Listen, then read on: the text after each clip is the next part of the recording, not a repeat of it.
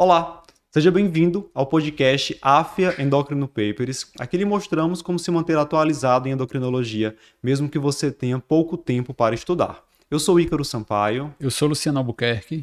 E o assunto hoje é Guideline Americano de Diabetes 2024. Quais são as novidades?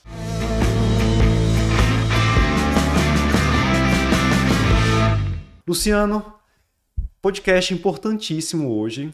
Nós tivemos, como sempre acontece, a atualização do Guideline americano, o Guideline da American Diabetes Association, a versão agora 2024, que trouxe várias recomendações semelhantes ou até mesmo idênticas àquelas que já estavam presentes na diretriz anterior, mas que veio sim com algumas novidades. E a gente vai discutir quais foram essas novidades a partir de agora. Seguindo a sequência lá do documento, nós começamos pelas novidades sobre diagnóstico e classificação de diabetes, que eu acho que é um capítulo que trouxe tópicos novos bem interessantes. O que é que chamou a atenção, assim, para você de cara nesse capítulo? Chama a atenção que a gente poderia gravar um podcast só falando desse capítulo de classificação e diagnóstico, né, pessoal? Eu acho que é um capítulo e é um tema que a gente acaba tendo uma certa dúvida, a gente vê que os alunos têm uma frequência maior de dúvida, porque tem muitas particularidades, né? Um capítulo que vai versar tanto para diabetes tipo 1, diabetes tipo 2, pré-diabetes, tipos específicos de diabetes. Então veio aí uma série de novas recomendações, né? Acho que na parte de diabetes tipo 1 teve um maior destaque, por conta da possibilidade de ter algumas medidas preventivas, né?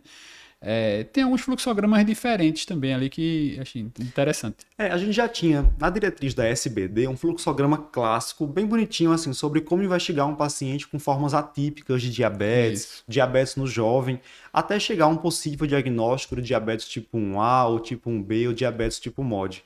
A ADA trouxe também um fluxograma mais voltado para o diabetes tipo 1, não é? Exato. Aí a gente já vai trazer para vocês algumas diferenças. Assim, esse podcast hoje a gente focou bem nessas questões das diferenças, porque em geral a investigação é relativamente parecida, né? Então, assim, a gente vai ter algumas diferenças. Para o diabetes tipo 1, o que chamou mais atenção foi aquele fluxo diabetes tipo 1 do adulto, que acaba batendo também, de certa forma, com o diabetes tipo 1 infantil, né? O diabetes tipo 1 é um diabetes autoimune, como todo mundo sabe, e aí o primeiro ponto de tudo que ele coloca já lá, assim, como recomendação é a questão dos autoanticorpos, né?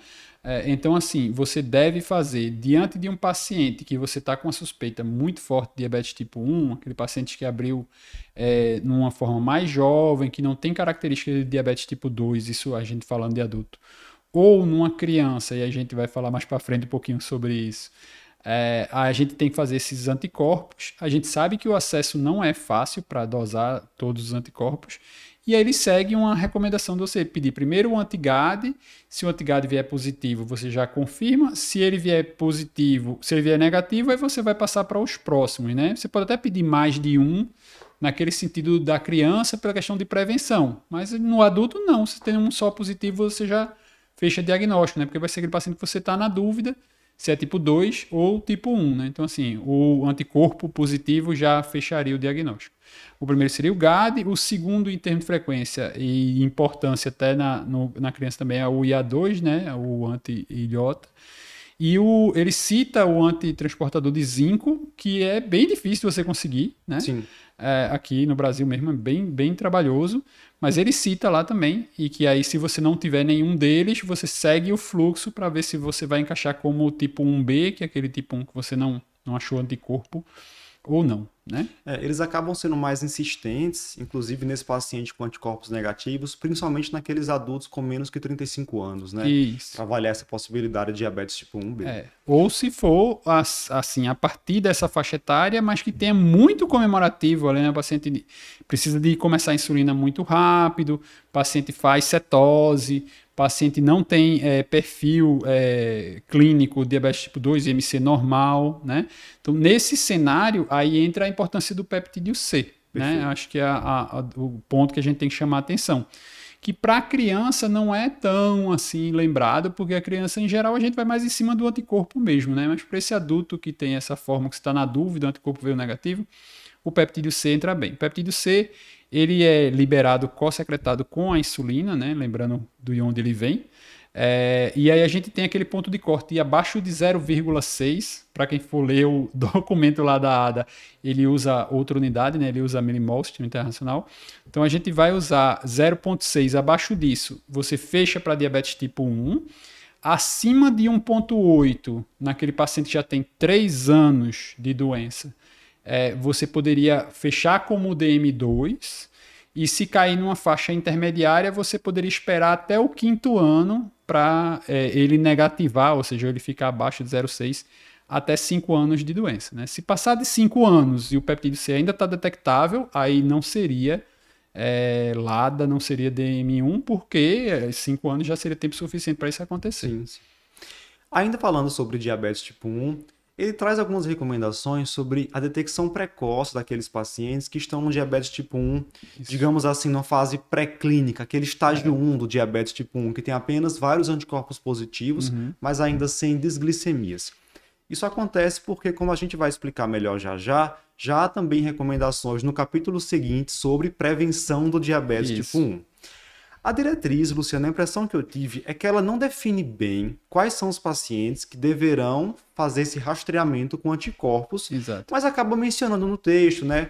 Filhos de pais que têm diabetes tipo 1, crianças que têm outras doenças autoimunes, e aí, de repente, fazer anticorpos nesses pacientes, se positivos, encaminhá-los para centros nos quais possa ser discutida essa possibilidade de tratamento preventivo, né? Eu acho que isso é pouco aplicável para a nossa realidade, né? Assim, a gente tem alguns países no mundo onde tem realmente ali uma incidência muito elevada de diabetes tipo 1, populações mais fechadas, que tem um maior grau de consanguinidade.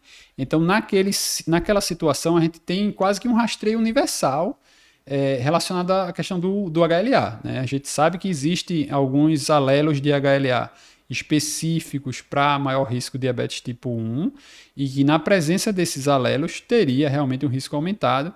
Mas assim, de novo, qual é o sentido de você rastrear DM1 se você não vai usar a droga para atrasar o DM1, né? A gente dando nome aqui aos bois, como diz a história, a gente tem o teplizumab aprovado pelo FDA americano para atrasar, retardar, né? No estudo clínico do teplizumab, ele atrasou em 24 meses o diagnóstico DM1 clínico, né?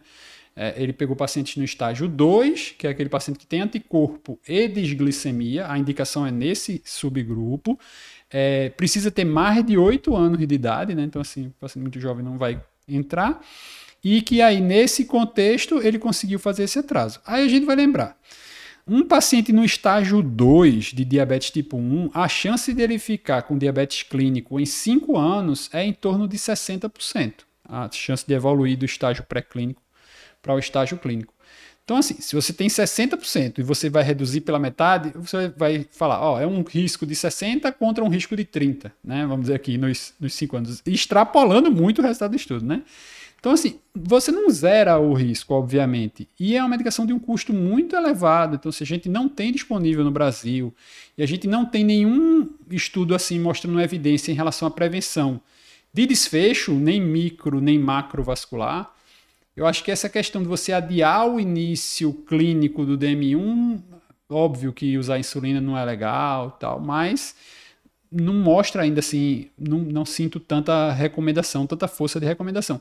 Tanto que quem tiver curiosidade de ler, ele coloca a recomendação e logo abaixo ele bota assim, a lista de conflitos de interesse dos autores, assim, que é bem puxando para essa questão de dar ali uma recomendação que afaste um pouquinho essa questão do conflito, né? Mas você acha, assim, pergunta bem, que esses pacientes com anticorpos positivos, eles vão ficar fazendo lá glicado, TOTG periodicamente. Você consegue flagrar uma desglicemia e monitorar esse paciente mais de perto. Isso não poderia evitar que ele abra um quadro com cetoacidose diabética? Então, mas aí como diz a história, né? Assim, existe um percentual razoável de pacientes com isso que poderia abrir com cetoacidose. Mas repare, se você já está falando de uma população de risco, né? Então, um paciente que você tem um histórico familiar muito forte, que você foi atrás de fazer HLA do povo e tal. Então, assim, se você já fez esse rastreio todo, teoricamente esse paciente já vai ser acompanhado, né? Assim, em relação a isso. Ele começar a ter um quadro de aumentou frequência urinária, começou a perder peso, teve algum sintoma, porque não vai ter cetoacidose euglicêmica em DM1 abrindo, né? Vai ter cetoacidose, porque você já vinha com algum cetoacidose clássica, né? Isso, já vinha com algum sintoma antes, né? Assim, se você tem uma certa atenção maior no paciente, né? Isso a gente jogando para criancinha. Se jogar para LADA, então, né, para diabetes tipo 1 do adulto, é que perde mesmo a história de você fazer esse rastreio, né? É um motivo de debate. Eu acho que precisa ser mais amadurecido essa ideia. Maravilha. Bem, ainda falando sobre classificação de diabetes, ele fala um pouquinho sobre formas mais atípicas. A gente tem o diabetes pós-transplante, no qual ele ratifica o papel do teste oral de tolerância à glicose como sendo um método de rastreio, né? Para essa forma de diabetes, até porque a hemoglobina glicada nos primeiros meses pós-transplante não é muito confiável. Isso. O paciente passou por hemotransfusão ou pode apresentar alguma anemia. E também ratifica o papel do TOTG como método de rastreio do diabetes relacionado à fibrose cística. Isso. No qual a gente tem uma forma de diabetes em que há uma falha realmente da célula beta na secreção de insulina em resposta a uma carga glicêmica. Por isso o TOTG seria um método de eleição para diagnóstico, apesar de que é claro que se esses pacientes apresentarem em algum momento uma glicada maior ou igual a 6,5, ele vai ter diagnóstico de diabetes. Mas a glicada teria uma sensibilidade baixa nessas duas formas de diabetes. Comparativamente com o TOTG, né? Para quem está pensando aí, simplificando um pouquinho a ideia, é aquela história. Em qualquer cenário de diabetes, onde você vai ter uma falha progressiva de célula beta, a primeira alteração que você vai ter é aquela falha na secreção rápida em resposta ao alimento, né? Então, assim, o paciente ele vai ter uma glicemia de jejum ainda preservada, não sei se você está falando de MOD, uma coisa muito específica, mas assim, ele vai ter uma glicemia de jejum preservada, pode ter uma média ali, uma glicada começando a chegar, mas o TOTG é um teste, quase que um teste de estímulo, como diz a história, né? Então, assim, você deu uma sobrecarga, o paciente produziria insulina, se ele não consegue produzir insulina suficiente, ele vai ter aquilo ali. Então, você acaba sensibilizando o diagnóstico, né? E aí, para essas formas específicas, acho que para quem vai fazer prova, né, até ficar ligado, caiu já no passado. Sim, sim. E aí, outra novidade é sobre o diabetes associado ao uso de medicamentos, porque ele fala um pouco sobre o rastreio dessa forma de diabetes. No caso, ele traz aí a questão dos antipsicóticos atípicos, de que esses pacientes façam exames de glicemia de jejum, hemoglobina glicada, antes de começar o tratamento com antipsicótico. 3 meses depois você começa o tratamento, né? 3 a 4, 12 a 16 semanas, né? Ele manda fazer. Assim, veja, a gente tem uma série de medicamentos que podem estar associados com hiperglicemia e ele lista isso, né? Ele coloca lá glicocorticoide, hidroclorotiazida, alguns beta-bloqueadores menos seletivos podem aumentar o risco de desglicemia, estatina, que a gente sabe muito bem que tem esse aumento de risco de desglicemia. Me causou um certo estranhamento que eu estava lendo, ele coloca inibidor do PCSK9 no meio da lista, né? Que assim, a gente viu alguns estudos mostrando que não teria risco, mas alguns mostraram algum risco, ficou um pouquinho ali na dúvida, ele está lá na lista também. E destaca os antipsicóticos, e aí a gente vai bater muito, porque ele tanto tem um efeito em relação à função célula beta, como uma questão de ganho de peso, né? Então assim, algumas drogas dessas têm relação com aumento de peso corporal. E aí qualquer paciente que por alguma razão esteja evoluindo com ganho de peso corporal, ele teoricamente é um candidato a rastreio, né? Sim. Para a questão do diabetes tipo 2. Maravilha. Então vamos agora para o próximo capítulo, certo? Que é sobre prevenção do diabetes. Aqui a gente vai retomar alguns conceitos que nós comentamos no tópico anterior. Então, quais são as novidades da Diretriz Americana 2024 sobre prevenção do diabetes mellitus? E aí, Luciano, aqui retorna a questão de identificar precocemente o paciente com diabetes tipo 1 pré-clínico, que tem anticorpos positivos, porque a recomendação da ADA para esses pacientes seria fazer hemoglobina glicada a cada 6 meses, TOTG anualmente, para identificar o momento em que esse paciente passa de um estágio 1 do diabetes, que é só um anticorpo positivo, para o estágio 2, em que ele já tem desglicemia, né? E, obviamente, é um paciente que em breve poderá evoluir para a fase clínica, que é o estágio 3. Exato. Seria essa questão dessas evoluções, né? Lembrar aí, para quem está aí, clínico, pré-clínico, pessoal que esmiuçar um pouquinho, né? O estágio 1 seria só anticorpo, 2 já com alguma alteração de glicemia. Alguma alteração de glicemia de novo, aquela mesma conversa que a gente já teve, que o TOTG sensibilizaria, né? Então, você pegaria antes essa alteração. E o estágio 3 é quando ele já preenche critérios para diagnóstico de diabetes. Então, Se você, por exemplo, fez um TOTG e ele aparecer com uma glicemia 2 horas por TOTG acima de 200, ou se ele tem uma glicemia de jejum acima de 126, ou se ele tem uma glicada acima de 6,5, ele é estágio 3 já, né? Então, assim, não fique preocupado com os estágios, não. E aí tem aquelas taxinhas que ele coloca em relação à evolução, né? Então, o estágio 1 tem uma chance de 45% de evoluir em 5 anos, estágio 2, 60%. O estágio 3, em relação a precisar de insulinoterapia, já mais de 70% vai precisar num intervalo ali de 5 anos. Mesmo no estágio 3, às vezes você pode ter um paciente que tem critério de diabetes, mas ele não precisa ainda iniciar a insulinoterapia, né? Então, precisa de uma certa atenção maior, né? Então, aí acho que isso já ficaria bem ali dentro desse fluxo para rastreio de DMI-1. De novo, aquele mesmo contexto que a gente falou, paciente que tenha um histórico familiar muito positivo, paciente de primeiro grau, pais, ou outra pessoa na família que tem aquela alteração e que tem em algum momento tido algum critério clínico para diagnosticar, né? Então, forçando um pouquinho para o DMI-1. Para o DMI-2 não teve nenhuma novidade, né? Aquela mesma fluxo, mas aqui não custa a gente lembrar, a gente tem um podcast só sobre isso. Mas paciente com alteração de peso, né, ele já teria indicação de fazer rastreio a partir de 35 anos, né, de idade. Abaixo de 35 anos, se ele tiver obesidade grave, ele precisa fazer, ou aqueles outros fatores de risco, né, se tiver um histórico familiar muito importante, se tiver doença cardiovascular e tal. Então, abaixo dos 35 você já rastrearia para todo mundo, né?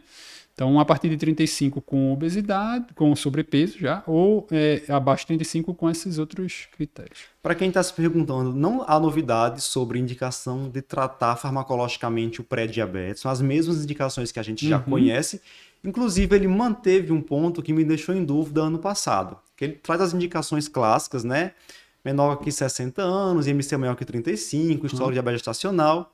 E lá embaixo, depois ele fala que pacientes que têm no TOTG uma glicemia de 2 horas entre 173 e 199 também tem que ser abordados mais agressivamente, digamos assim, mas não deixa claro se isso seria começar tratamento farmacológico. Porque também tem aquele glicemia de jejum acima de 110, hemoglobina acima de 6. Todos esses dados aí são baseados no DPP, né? Assim, que é o grande estudo em relação à prevenção. E a gente sabe que o TOTG é alterado, não só pela sensibilidade, mas ele também está relacionado ao benefício com o tratamento do pré-diabetes, né? Então, talvez fosse o principal parâmetro ali que mostra risco de evolução para diabetes, né? Cai no mesmo cenário que a gente está discutindo até agora sobre ele, né? Na prática, isso é algo que eu já faço. Se o paciente vem nesse TOTG, glicemia de 2 horas mais alta, mais próximo de 200, eu costumo indicar tratamento com metformina. Muito bem. E sobre comorbidades, Luciano? A gente teve ano passado uma grande novidade, que foi a recomendação da ADA a respeito do manejo da doença hepática gordurosa metabólica, né, associada à síndrome metabólica, no qual eles falaram sobre rastreio, sobre o uso daquele score do FIB-4, tratamento. E aí agora, a diretriz manteve essas recomendações, mas trouxe também alguns detalhes importantes sobre saúde óssea no paciente com diabetes. E ele destaca que o paciente com diabetes, tanto tipo 1 quanto tipo 2, ele tem um risco de fratura que é subestimado quando a gente avalia apenas a massa óssea, né? Uma massa óssea até um pouco boa, digamos assim, entretanto, um risco de fratura maior. Ele traz uma recomendação que seria indicar tratamento, terapia para osteoporose, terapia antirreabsortiva ou até mesmo terapia anabólica, quando alcançar um T-score a partir de -2. Então, mais negativo que -2 ou até mesmo igual a -2, já indicaria tratamento farmacológico.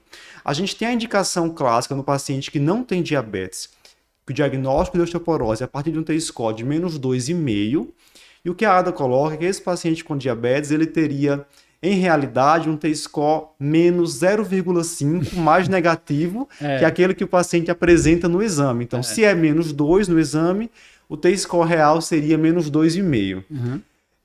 Isso é um ponto bem interessante. Não sei se você lembra que já caiu na prova de TIM, é porque Trovão não está aqui. Uma questão. no qual ele falava, como resposta correta, que um paciente com diabetes e T-score de -2 teria indicação de tratamento. Isso. Na época a questão foi anulada, porque nenhuma diretriz falava isso, se posicionava em relação a isso, né? Mas agora a gente tem um guideline. A gente já tem, assim, a gente já tinha algumas recomendações de adaptação do risco de fratura na população diabética, né? Vamos nos meter na área de Eric aqui, depois o pessoal vai reclamar da gente. Mas assim, a gente tem um score de risco de fratura, que é o FRAX, e dentro dos critérios do FRAX não tem diabetes. Então, se você seguir o FRAX pela recomendação inglesa, ou pela americana, ou por nada for, brasileira, braço, tudo mais, não tem diabetes no meio da história. Então, o pessoal fez ali alguns arrumadinhos, um jeitinho, para colocar o diabetes no meio da história, né? Então, assim, você poderia somar 10 anos na idade, você poderia marcar artrite reumatoide, ou você poderia somar 0,5 no T-score, né? Somar, diminuir, né? Porque é -2, você subtraía mais 0,5, né? No módulo você soma, no absoluto você diminui. Então, a partir de -2, você teria indicação. Na verdade, a recomendação da ADA, ela só escolheu um dos três, né? Assim, ela não fala sobre essa história de aumentar 10 anos, ela não fala sobre você marcar artrite reumatoide, ela não fala nem sobre FRAX, mas ela coloca que se você tiver um T-score abaixo de -2, você teria indicação.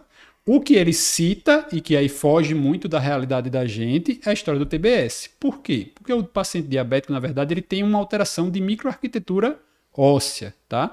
Então, ele tem maior risco de fratura com uma densidade melhor, vamos dizer assim. Então, esse paciente, já ali no -2, diante do risco de fratura, ele já iria precisar de tratamento. Então, assim, o TBS é um exame que ele vai avaliar exatamente essa microarquitetura, mas que é muito, assim, pouco disponível para a gente, né? Então, se você está aí num grande centro que tem acesso ao TBS, ou se daqui a 2, 3 anos, a gente está gravando aqui em janeiro de 2024, né, de volta para o futuro. Então, se você estiver ouvindo no momento que você já tem acesso a esse exame, aí você poderia avaliar a microarquitetura e ter maior precisão do que simplesmente colocar ali o T-score, né? Isso aí fica meio furado. E outro ponto importante é avaliar como o diabetes desse paciente vai ser tratado. Ele cita nominalmente a pioglitazona como uma droga que deve ser evitada em mulheres pós-menopausa, em homens mais idosos, pacientes que tenham outros fatores de risco para osteoporose. Sugere ter cuidado também com insulina. O tratamento com insulina é associado a maior risco de fraturas. Por quê? Porque o paciente tem risco maior de hipoglicemia, e no episódio de hipoglicemia ele pode acabar tendo uma queda e fraturar. E a mesma coisa para a sulfonilureia. E ele não discriminou no texto se sulfonilureia de geração mais antiga ou não, ele só botou sulfonilureia de forma geral. Aí ele bota indicando o rastreio a partir de 65 anos, né? Rastreio de idoso, só que ele não diferencia homem e mulher, né? 65 com diabetes, todo mundo faria densitometria. E esses outros critérios, ou seja, para a gente, na prática, aí, né, para quem não quer decorar todos os pontinhos, a maioria dos pacientes vai acabar entrando nessa indicação de rastreio, né? Então, se o paciente tiver mais de 10 anos de diabetes, se o paciente tiver complicação microvascular, qualquer uma delas, porque teria a mesma questão em relação à microarquitetura óssea, porque o osso tem uma mínima, mas tem vascularização. Então, você teria, se tiver retinopatia, se tiver nefropatia, se tiver neuropatia, autonômica ou sensitivo motora, o que você tivesse de neuropatia, e aí essas questões medicamentosas, né? Se ele já usa a pioglitazona ou sulfonilureia ou insulina, que era um paciente que tem maior risco de queda, né? E aí teria maior risco de fratura e, consequentemente, você precisaria rastrear, e aí, se estiver abaixo de -2, já tratar. Maravilha.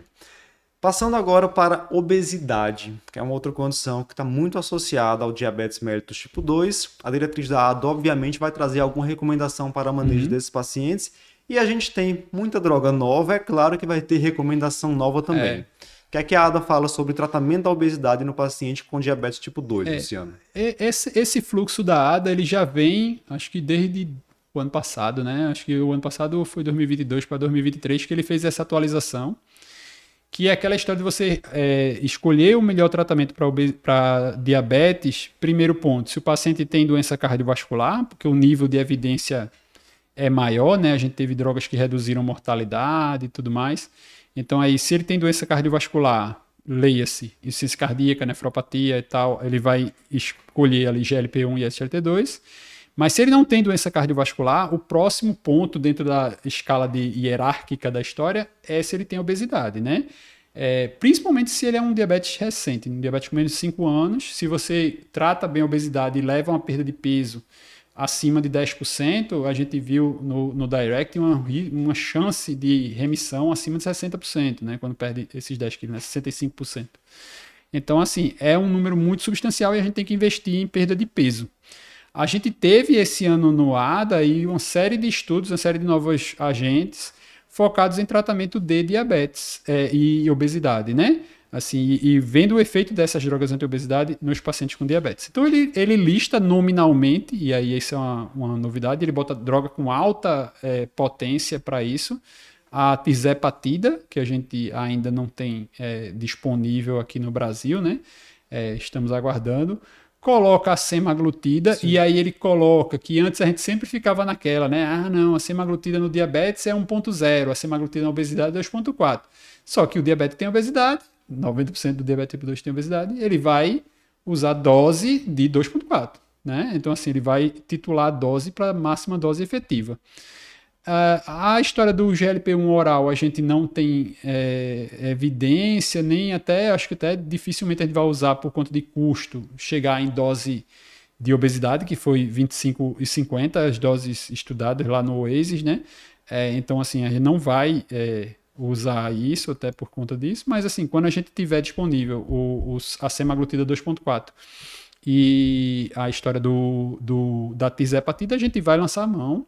E o alvo seria chegar nesse número de 10%, que você pode achar muito fácil, porque a maioria desses estudos de obesidade perderam mais, mas se lembra que todas essas drogas, quando comparam a quem tem diabetes, a perda de peso é menor, né? Então, fala-se muito que hoje uma meta tão importante quanto a glicada no paciente com diabetes tipo 2 é conseguir uma perda de peso de 10 a 15%. Isso. Se você fala isso, tendo nas mãos drogas como a semaglutida em dose para obesidade ou a tirzepatida, é fácil. Teoricamente né? Vamos brigar aí, né? Não penso que é tão fácil, não, né? Quero ver conseguir isso com sulfonilureia e metformina. Pois de como está o resto do tratamento do paciente, né? Tem que ver isso aí direitinho. Bem, Luciano, pegando o gancho, né? A partir desse capítulo de obesidade, nós temos também aquela recomendação clássica anual de tratamento farmacológico do diabetes, o famoso fluxograma da ADA, que não teve muitas mudanças em relação àquele do ano passado. Se é um paciente com doença cardiovascular aterosclerótica estabelecida, GLP-1 ou inibidor de SGLT2, se for o caso até mesmo associar as duas classes. Se é um paciente que não tem doença estabelecida, mas tem alto risco cardiovascular, maior ou igual a 55 anos, com outros fatores de risco, mesma coisa, GLP-1 e ou inibidor de SGLT2.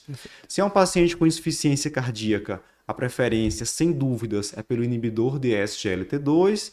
Se é um paciente que tem doença renal crônica, taxa de filtração glomerular entre 20 e 60 e ou albuminúria maior ou igual a 30, inibidor de SGLT2. Se não tolerar ou se precisar otimizar o tratamento, aí entra o agonista de receptor do GLP-1, que vai reduzir risco cardiovascular desses pacientes e também tem uma evidência aí mais fraca, mas tem em relação a desfechos renais. Ele cita também nos fluxos, né, a história da finerenona para a doença renal. E ele cita a pioglitazona no paciente com AVC, né? Ele coloca lá a citação da pioglitazona, que tem uma evidência forte de redução de AVC. Embora vai ter a história de que tem alguma tendência de ganho de peso, mas mais de gordura subcutânea, né? E tem aquela história de não ser contraindicada em paciente com insuficiência cardíaca sintomática, né? Então, assim, não deveria ser usada. Então, vai ser aquela historinha de você pegar as características do seu paciente e sair colocando ali, marcando o que é que você vai usar, né? A preferência. Uma recomendação importante, Luciano, é que ele fala que apesar da gliflozina ser indicada nesse paciente com doença renal crônica, quando a taxa de filtração glomerular menor que 45, o poder hipoglicemiante dela é limitado. A gente já falou muito isso por aqui. Dessa forma, se a taxa de filtração glomerular muito baixa, menor que 30, por exemplo, dá preferência, pensando em terapia hipoglicemiante, ao agonista de receptor do GLP-1. É meio raciocínio de você dizer assim, de novo, se você precisa baixar a glicose, não vai ser com... Assim, o ISGLT2 não vai conseguir baixar a glicose. Obviamente que se o paciente tem doença renal diabética, ele precisa do ISGLT2 para a doença renal diabética, né? A gente já tem redução de desfecho muito evidente com isso. Mas você vai precisar de outro agente para reduzir glicemia, e aí o GLP-1 dentro, comparativamente, embora a gente não tenha um estudo direto para isso, a gente está esperando. Esse ano, provavelmente, não sei se esse ano ou o próximo, a gente vai ter alguns estudos direcionados. A semaglutida tem um estudo FLOW, que está aí em andamento para ver essa questão da nefropatia direcionada, mas a gente vai ver outros agentes tendo esse mesmo benefício. Lembrar que qualquer situação que você diminui glicemia, você diminui a albuminúria, por uma questão hemodinâmica da história, né? E o ISGLT2 fica ali como uma droga com benefício para a doença renal, né? Assim, já está... E sobre a pioglitazona, apesar da gente ter a evidência de que a dose que reduziu o desfecho cerebrovascular, né, em paciente com histórico de doença cerebrovascular foi uma dose alta, ele coloca lá um rodapé de que pode ser tentado uma dose baixa para minimizar efeitos colaterais nesse paciente com histórico de AVC. Na verdade, até curiosamente no IRIS, né, que é o estudo que ele fez para prevenção, ele não, assim, boa parte dos pacientes não chega aos 45, né? Então, assim, ficou muita gente na faixa dos 30. Então, a gente vai nessa titulação de dose, né, para também não assustar tanto no contexto. Mas é uma medicação a mais. A gente tem coformulação com IDPP-4, mas não tem com ISGLT2, não tem com GLP-1, obviamente, que é injetável. Então, assim, você vai colocar um comprimido a mais e aí você vai ficar meio ali, né? Não sei se talvez, assim, vai ter que pegar um paciente mais específico. Maravilha. E se é um paciente que não tem doença aterosclerótica estabelecida, não é de alto risco, não tem insuficiência cardíaca, não tem doença renal crônica, então a gente vai pensar em controle glicêmico. Isso. E aí a prioridade seria droga que tem maior poder hipoglicemiante. Aí novamente vem a questão da semaglutida, da tirzepatida, da insulina associada a um agonista de receptor do GLP-1. E por último ali ficam as gliptinas, né? São medicamentos que têm um poder hipoglicemiante mais fraquinho. Isso num comparativo de estudo clínico, né? Assim, na prática, às vezes, a gente tem uma resposta bem interessante. Eu acho que aí cabe a experiência de cada um, e ele sempre coloca por fim a história de que custo é uma coisa a ser lembrada, e a gente gosta de reforçar, até no documento da SBD a gente tem colocado, essa conduta de que a adesão é fundamental, né? Não adianta você ir atrás de custo, ir atrás de tudo, ir atrás disso e daquilo, e o paciente não continuar fazendo tratamento, né? Remédio só funciona se o paciente faz uso, né? Então, precisa de ter adesão. Então, preferir coformulações, se for necessário. Por isso que a gente tem tanta coisa interessante vindo por aí, né? O fluxograma seguinte, dentro desse mesmo capítulo, é sobre a insulinização desse paciente com diabetes tipo 2. Ele mantém as mesmas indicações clássicas, glicada maior que 10, glicemia maior que 300. Mas um dado importante é que se é um paciente que vai para terapia injetável, porque teve falha da terapia oral com 3, 4 drogas, mas ele não está francamente insulinopênico, a preferência na terapia injetável seria por um agonista de receptor de GLP-1 ou por um agonista duplo GLP-1-GIP, no caso a tirzepatida, antes da insulina. Isso. Aí eu vou deixar uma dica, né? Já que a gente falou que assim, o peptídeo C, a grande função dele é lá atrás na história da diferenciação do DM1. Ele tem lá no textinho, perdidinho em algum lugar, colocando talvez recomendação em relação a isso, né? Aquele paciente que estava sintomático, você começou a insulina, mas ele deu aquela melhorada e você quer avaliar retirada da insulina, ou que você vai começar um injetável por descompensação e você está na dúvida se ele vai conseguir segurar com outra droga que não insulina, o peptídeo C pode caber nesse cenário. Por quê? No contexto de hiperglicemia, você tem um estímulo à secreção de insulina, né? Teoricamente, o paciente está secretando muito, né? Então, assim, se você pegar um paciente nesse contexto, estou na dúvida se precisa de insulina ou não, e o peptídeo C estiver baixo, ele precisa de insulina. Não tenha dúvida em relação a isso, né? Então, é outro ponto aí que você pode lançar a mão dessa ferramenta. Legal, recomendação importante. Bem, para fechar, a gente tem também novidade a respeito do risco cardiovascular no paciente com diabetes, do manejo da doença cardiovascular no paciente com diabetes, e aí eles falam sobre a terapia com estatinas, especificamente uma novidade para o paciente que é intolerante ao tratamento com estatinas. Qual é essa novidade, Luciano? É a citação, né, a incorporação do ácido bempedoico, né? Foi o resultado do CLIA, o CLIA Outcomes foi publicado esse ano, tá no nosso site, quem quiser pode checar lá o estudo com mais detalhes. que o ácido bempedóico, nesse cenário de quem tem intolerância à estatina, e intolerância, a maioria dos casos é intolerância parcial, né? Aquele paciente que não consegue titular para a dose máxima, às vezes numa dose mais baixa ele consegue manter algum nível de uso, aí o ácido bempedóico poderia ter benefício, né? Ele atua na mesma via da estatina, mas tem alguns pacientes que usaram em conjunto, né? Tem ali 25% no estudo usou estatina e ácido bempedóico, não é uma coisa assim excludente. E aí cabe como mais uma ferramenta, porque se o paciente tiver uma intolerância parcial, teoricamente, a ezetimiba ainda vem antes, né? Assim, tem mais evidência, mais redução, o LDL baixa mais do que com ácido bempedóico, né? Boa. E para fechar, a gente tem recomendação de identificação precoce do paciente com insuficiência cardíaca assintomática dosando peptídeo natriurético. Isso era um posicionamento da ADA, acho que 2022. Isso. No congresso da ADA 2022, eles colocaram um posicionamento sobre rastreio precoce da IC em pacientes com diabetes e agora incorporaram isso na diretriz anual. Bem, então o que vale para o paciente com diabetes tipo 2 atualmente é tratar a dislipidemia, manejar risco cardiovascular, tentar estatina até a dose máxima tolerada, associar ezetimiba se não conseguir alcançar o alvo, avaliar inibidor de PCSK9 no paciente que se mantém muito acima do alvo, e se paciente intolerante, considerar ácido bempedóico, ezetimiba, né? Outras medicações. São drogas que reduzem desfecho, né, pessoal? Assim, né? A gente não está falando aqui de, eu quero baixar o colesterol, eu quero diminuir o risco do paciente morrer. Então, a gente tem que ter essa noção na cabeça. Boa. Algum outro ponto importante que você quer Acho que a gente já cobriu bem, né? Esse podcast está um pouco longo, as pessoas podem fracionar, mas vai ter muita informação. Maravilha. Então, essas são as novidades do Guideline 2024 da American Diabetes Association. Se você gostou desse podcast, compartilha com seus amigos e continue acompanhando a AF Endocrino Papers em todas as redes sociais. Até a próxima. Até mais, pessoal.